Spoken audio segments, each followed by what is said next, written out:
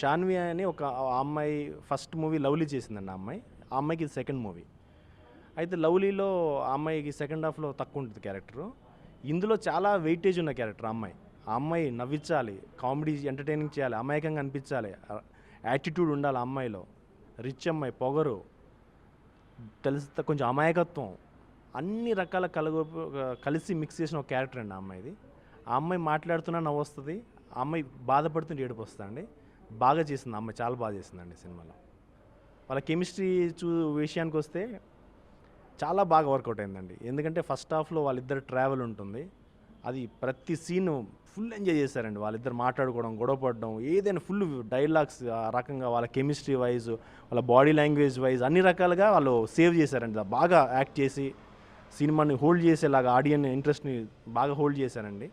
అది వాళ్ళ కెమిస్ట్రీ అందరికీ నచ్చిందండి. వాళ్ళ బాడీ లాంగ్వేజ్ ప్రకారం వాళ్ళు చేసే బిహేవియర్స్ అన్నీ జనాలు ఎంజాయ్ చేస్తున్నారు. డైలాగ్ లేకున్నా వాళ్ళు చూసుకోవడం, ఎక్స్ప్రెషన్స్కే నవ్వేస్తున్నారు. అది వర్కౌట్ అయిందండి వాళ్ళ కెమిస్ట్రీ.